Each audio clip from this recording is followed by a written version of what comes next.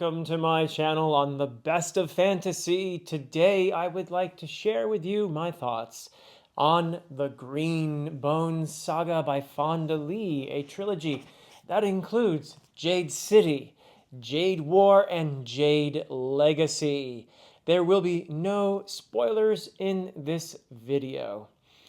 Now, the Greenbone Saga is a modern fantasy that mirrors our world in the latter half or so of the 20th century, with the primary focus being the Asian-inspired culture of Kikon, with magical jade and its Greenbone clans at the heart of it. I had heard a lot about the Greenbone Saga before deciding to read it, and there is simply a lot of love out there for this trilogy, and now I completely understand why.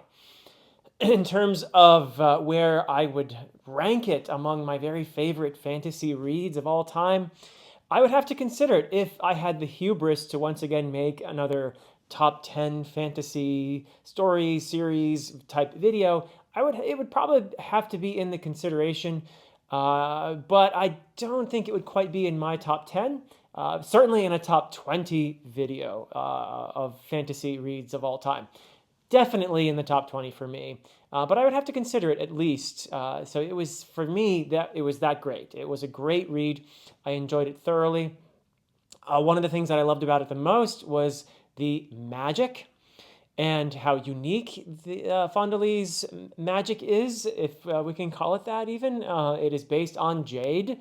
As you can see, the importance of jade in the titles of all three books, and the abilities that jade confers on certain individuals who must have the right type of training. There is a lot of danger and a lot of consequences associated with this magic, and at many times it feels very much like a drug, and that is entirely appropriate too because of the mafia-like setting of the story. A lot of people have compared this series to something like The Godfather, and for good reason. There's a lot of similar dynamics going on, only in an Asian-inspired setting. So I did love the magic. I loved the uniqueness of it, and I love how it is so much woven into the story. It's an integral part of the story. The story depends on jade, its functions, its consequences, its effects on the characters, and in many respects, it is at the heart of the story in a way that I found very compelling. Another thing that I really love, speaking of characters, I think Fonda does a great job of giving us convincing characters who are full of conflict, who have divided loyalties between what they perhaps might want for themselves and loyalty toward family, toward culture, toward nation. It is a really very subtle, very, I think, well done exploration of those things. And I just enjoyed being with the characters. There were several perspective characters, and some more important than others, but there was never a character for me that where I was like, oh no, please not this character for this chapter or anything like that. I enjoyed all of them. I anticipated, I was eager to be back with each of the characters. I will say, though, that for me, Book 2, Jade War, was really Shay's book, whereas Book 3, Jade Legacy, belongs to Hilo, in my opinion.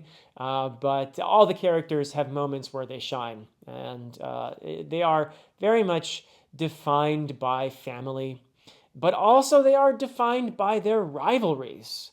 And even the antagonists in this story play a very important role in forming the protagonists. And that is a very cool thing. That is just a really wonderful, well done dynamic that Fonda achieves in this series.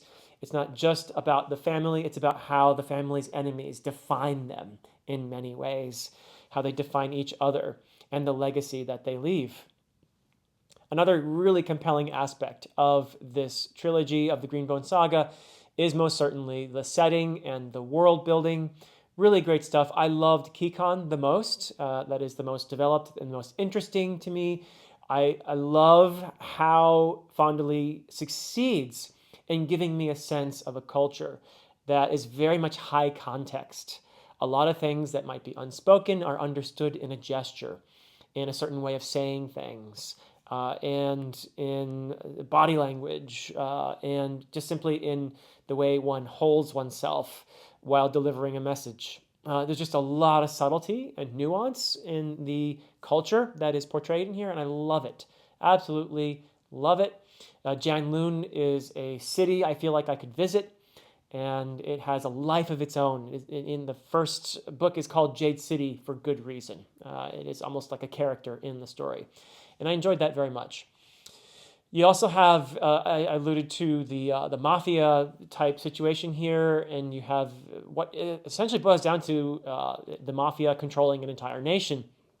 And you have these different clans within the mafia that are rivals. Particularly, you have the two major ones, the Mountain and the No Peak clan. And all of this is given such a rich history that is tied to the nation and its independence and its struggles in the past. And that is stuff that I really felt gave the story a very three-dimensional feel. So I enjoyed those aspects of it as well.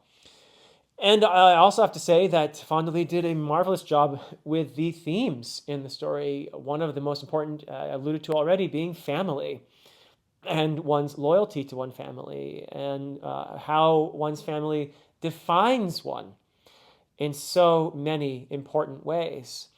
And speaking of which, identity is huge in here. And how do you maintain your own individual identity in the face of something so important as family, which is most of the time, it's a wonderful thing, but sometimes it is a burden. And I think that's true everywhere, that family is at the heart of who we are, but sometimes family can be a burden. And that is beautifully illustrated in here. And another aspect of identity that plays a role is culture, and how culture defines one, and what are one's obligations toward one's culture. How does one uphold and honor that culture while forging one's own path? So that is in there. And another big thing in here, I said this is very much like our 20th century. So a big theme in here is globalization and the impact of larger entities, larger nations jockeying for power, sort of a Cold War type situation, you could say, but also globalization in how the economic ties that begin to creep in and become part of relations with other nations. How do these things begin to transform the home country? And this is something that is woven throughout the story and increases appropriately as the story progresses in a very convincing manner. And I really like that a lot. I think that Fonda has made this much more than just an entertaining read. There are some very important, cool themes to follow along with as well. And those include power, and what it does to the individual who seeks it and the individual who gets it. What are the repercussions of power on an individual, but also on a society, particularly in relation to violence and the legacy of violence? So that is just really, really richly sketched in there. And also sacrifice, which is very much related to power and family and culture and all of these other things, and individual identity. There is some really good stuff in there about discrimination in a fantasy sort of way, but also in a real world way. And I think it's really subtly and effectively part of the story. So discrimination and prejudice are also very much in there. And in relation to a culture that is in flux, a culture that is changing, where there are new ways of seeing things, new values that might be creeping in, and that can be very threatening for some and very liberating for others. And that is a very important part of this story as well. So beautiful job to Fonda on all of these themes. I also enjoy, for the most part, her prose and her writing. I think she's a very, very competent writer and also a brilliant storyteller. I enjoyed the prose doesn't really, shout at you to this, hey, I'm brilliant, look at me. But it's a very effective vehicle for the story, and that works very well for this type of story, in my opinion. So that's great. There were a few little things in here and there that I found to be not quite to my taste. Certain tendencies, and all writers have their tendencies. But one of them for me was the switching of tense during exposition. And I'm not talking about the interludes, I'm talking about just in the middle of something. where you have, let's say, action going on, and then the narration pulls back a little bit to give you some exposition. And for some reason, it switches often from the past tense in which the story is told to present tense. And it sort of butted me out of the story. And the exposition tends to do that already. So there's really no need to call extra attention to the exposition by switching the tense to present. That said, I will actually say that the exposition that takes place in the interludes that I talked about a moment ago is brilliant. I love that. I love the little interludes that we got in here that gave us a sense of the history of the place and gave me more context. And also, there was a lot of foreshadowing and a lot of reverberations of those themes that I was talking about earlier. Very cleverly done in those interludes. So well done on that as well. In terms of the structure of the storytelling, for the most part, I would say really well done. Fonda Lee has a great sense of how to tell a story. And this is especially true in Jade City and in Jade War. Jade War, for me, took a little bit of time because the scope suddenly widened in Jade War, but that ended up having some really great payoff to the degree that Jade War became actually my favorite of the three. I also did love Jade Legacy. However, Fonda Lee did something a little bit different in Jade Legacy, and I'm sure it works great for many people. For me, it worked for the most part. And what I'm talking about here is her decision to, instead of tell a typical novel type story, to tell what feels like in some ways to be a bunch of short stories. It's not quite that. It's not quite an anthology of short stories, but in some ways it does feel a bit like an anthology of short stories that are strung together, that are, there is some cohesion there because of the overlap of theme and where it is working toward. What it feels like to me is something that is more episodic, perhaps more like a television series, a really good television series, but less like a novel and more like a television series in terms of the number of peaks and resolutions that we have, just again and again and again. And that did get a little monotonous for me, I will say, which is probably why I ended up loving Jade War the most. Although, again, Fonda Lee is such a great storyteller that she actually does pull this off really, really well. And there were many, many iconic moments in Jade Legacy that I just love. And that's a wonderful thing, to have those moments. These are moments that people love to talk about, and for good reason.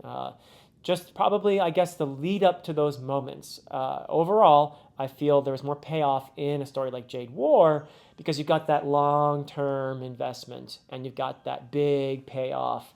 Whereas with Jade Legacy, it's a lot of up and down, and there are some big moments. But that lead up to those iconic moments is somewhat lacking, I would say. And that's a hard thing to pull off.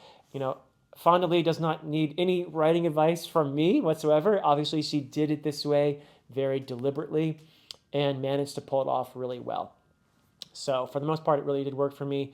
I think perhaps, again, she doesn't need my advice necessarily, but I do have to wonder if maybe Jade Legacy had been turned into 3 books or something itself. So I'm talking about extending this from a trilogy to 5 books. Maybe, because there's all these time jumps and the need to get to these big iconic moments. This might feel like some of the time we take to get to those moments is a bit rushed. And even though Jade Legacy is a big book, a lot happens. There are bigger, greater time jumps in Jade Legacy than in the other 2 books. A lot bigger. So I have to wonder. Obviously she did what she did and did a brilliant job at it. So it's not a complaint. It's just me wondering. I wonder, and I certainly would have read all those books if Fonda Lee had written it that way. But yeah, that's a really a nitpicking thing at this point. I think this is a really marvelous achievement. I am so glad that I read the Greenbone Saga, and it is certainly a series that I would highly recommend. And that is it from me for now. Until next time.